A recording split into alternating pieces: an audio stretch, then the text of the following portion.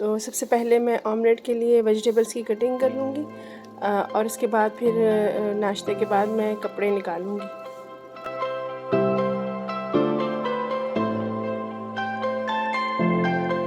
अस्सलाम वालेकुम viewers, it's me Iqra Javed. Welcome back to another vlog. तो वीवर्स, यहाँ सुबह का टाइम है और मैंने ये कर्टन्स हटा लिए थे और सुबह सुबह जो है वो ये बाहर का सीन आपको नज़र आ रहा है। सुबह बाहर देखो तो बहुत फ्रेश फील होता है यहाँ, क्योंकि बच्चे स्कूल जा चुके थे तो मैंने और मेरी बेटी सिर्फ एक वो घर पर है आजकल, तो क्योंकि उसका भी एडमिशन नहीं हुआ तो उसके लिए और अपने लिए नाश्ता बना रही थी।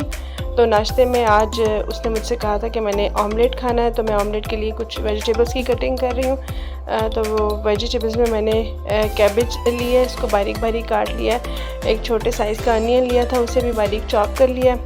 थोड़े से ऑलिव्स लिए हैं और हरी मिर्चें ली हैं दो, उनको भी मैंने बारीक बारीक कट कर लिया और हरा धनिया लिया है, उसको भी मैं फाइनली जो है वो चॉप कर लूँगी। तो तमाम वेजिटेबल्स को फाइनली चॉप करने के बाद ये स्पाइसेस में मैंने चिली फ्लेक्स लिए हैं, धनिया पाउडर लिया है, सॉल्ट लिया और टर्मरिक पाउडर लिया है। और ऑमलेट जो है वो मैं 2 एग से बनाऊँगी क्योंकि मैं और मेरी बेटी हैं सिर्फ, बाकी मेरे बच्चे स्कूल चले गए हैं। तो यहाँ मैंने अंडे तोड़ लिए हैं और इसमें तमाम ये जो मैंने वेजिटेबल्स कट किए हैं फाइनली इनको शामिल कर दूँगी। अंडे में जितने भी वेजिटेबल्स हों तो उसका टेस्ट बहुत अच्छा लगता है अगर वेजिटेबल्स के साथ बनाया जाए। वैसे भी अच्छा लगता है लेकिन वेजिटेबल्स के साथ जो है वो ऑमलेट जो है वो बहुत ही मज़े का लगता है नाश्ते में। तो इनको विस्क की मदद से अच्छी तरह से मैं जो है वो इसको अच्छी तरह से मिक्स कर लूँगी। अब पैन में मैं थोड़ा सा ऑयल लूँगी। ऑयल आपने बहुत ज़्यादा नहीं लेना, सिर्फ 2 टेबलस्पून मैंने ऑयल लिया है और इसमें ये जो एग्स और वेजिटेबल्स का मिक्सचर है ये जो है वो मैं डाल दूँगी और इसे 2 to 3 मिनट्स जो है वो एक साइड से पकाऊंगी। जब एक तरफ से हो जाएगा तो उसके बाद हम इसको जो है वो फ्लिप करेंगे। इसे मैंने कवर कर दिया ताकि ऊपर से भी थोड़ा सा जो है वो ये कुक हो जाए।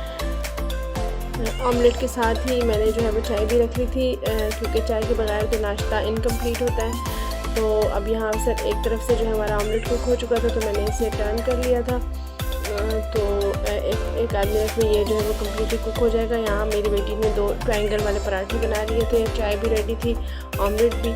तो नाश्ते के बाद जो है वो मुझे सर्दियों और समर्स के जो बच्चों के और अपने कपड़े थे वो रखने थे और जो है वो विंटर्स के कपड़े सॉर्ट करके वो कबर्ड्स में लगाने थे क्योंकि 2-3 बारिश हुई है तो काफ़ी ज़्यादा ठंड हो गई है और मैंने अभी तक जो है वो सर्दियों के कपड़े बच्चों के भी और अपने भी नहीं निकाले थे। तो यहाँ कबर्ड्स को मैंने अच्छी तरह से क्लीन कर लिया। उसमें न्यूज़पेपर जो है वो मैं न्यूज़पेपर ही नीचे बिछाती हूँ तो वो मैंने चेंज कर लिए हैं, इन्हें अच्छी तरह से साफ़ कर लिया। तो व्यूअर्स, लास्ट ईयर मैंने ये बैग्स जो हैं, ये स्टोरेज बैग्स जो है वो दराज से ऑर्डर किए थे। इनमें कपड़े बहुत ऑर्गेनाइज्ड और सेफ़ रहते हैं और उनमें कोई स्मेल नहीं होती। अदरवाइज़ मुझे हर सीज़न में कपड़े जब मैं निकालती थी और अरेंज करती थी तो उन्हें वॉश करना पड़ता था। मेरी तरफ से ये बैग रिकमेंडेड है। अगर आप भी इन्हें ख़रीदना चाहते हैं तो मैं लिंक जो है वो डिस्क्रिप्शन बॉक्स में मेंशन कर दूँगी। इनमें कपड़े जो है वो बहुत ऑर्गेनाइज्ड रहते हैं और बहुत सेफ़ रहते हैं और आप उन्हें ईज़िली जो है वो बग़ैर वॉश के यूटिलाइज़ कर सकते हैं।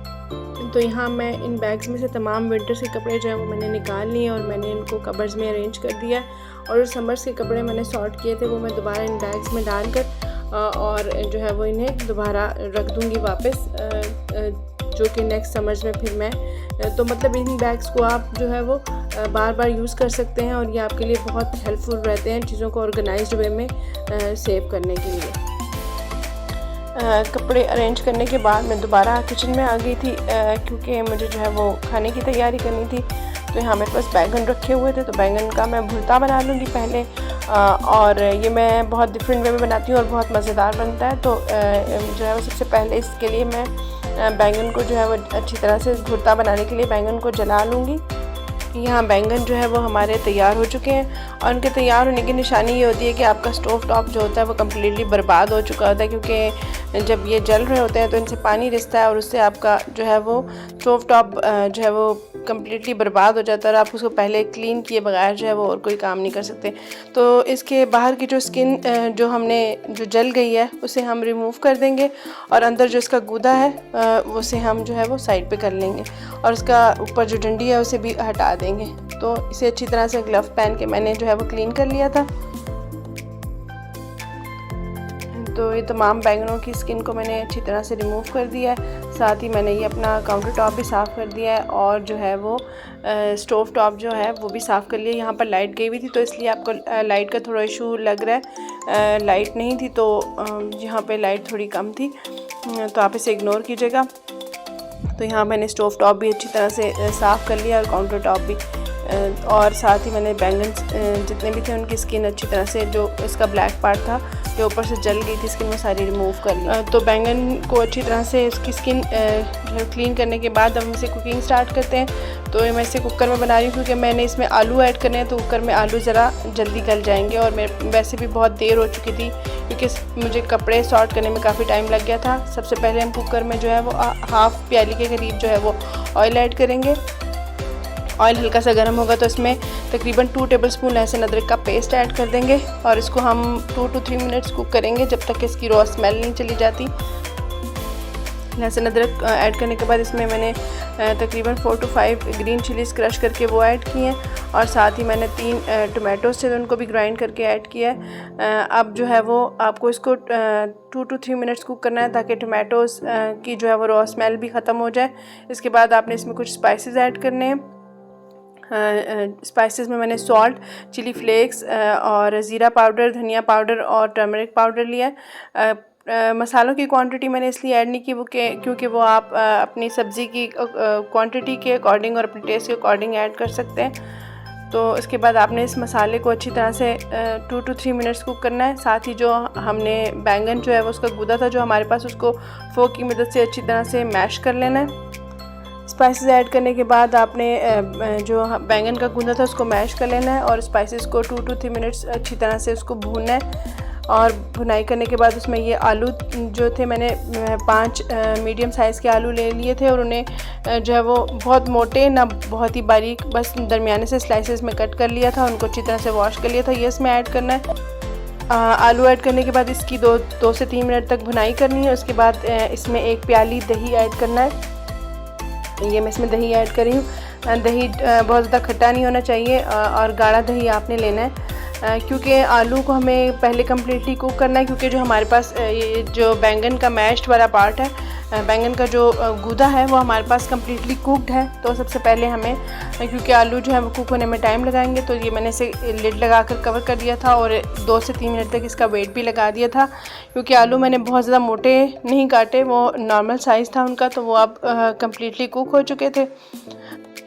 यहाँ पर आलू हमारे कम्प्लीटली कुक हो चुके थे क्योंकि हमने उन्हें बहुत मोटे स्लाइसेस में नहीं काटा था, वो नॉर्मल स्लाइसेस थे।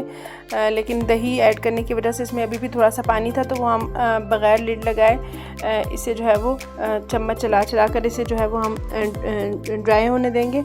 और बिल्कुल एंड पे जो हम ये जो हमने बैंगन का जो मैश्ड वाला पार्ट है ये इसमें हम सबसे एंड पे ऐड करेंगे। अब यहाँ पर पानी जो है वो सारा ड्राई हो चुका था, तो यहाँ पर मैंने ये जो बैंगन मैंने मैश करके रखे थे ये इसमें ऐड कर देंगे। उससे 2 to 3 मिनट्स कुक करेंगे और साथ ही इसे 2 से 3 मिनट हम दोबारा दम पे लगा देंगे। तो बस 2 से 3 मिनट दम के बाद जो है वो हमारा खाना जो है वो रेडी हो चुका था। तो इसे ट्राई ज़रूर कीजिएगा और ये बहुत ही मज़ेदार बनता है। इसे आप रोटियों के साथ भी खा सकते हैं और नान के साथ भी खा सकते हैं। इवन के सुबह जब आप एक पराठे के साथ नाश्ते में खाते हैं तो ये और भी मज़ेदार लगता है। तो बहुत डिफरेंट बनता है और बहुत टेस्टी होता है। तो व्यूअर्स, इसके बाद मैं बहुत ज़्यादा थक गई थी तो मैंने मज़ीद कोई वीडियो रिकॉर्ड नहीं की थी।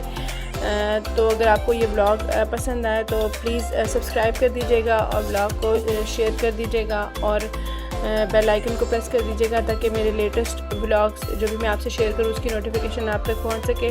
अब चलती हूँ, दुआ में मुझे याद रखिएगा। फिर मिलूँगी नए व्लॉग्स के साथ। अल्लाह हाफ़िज़।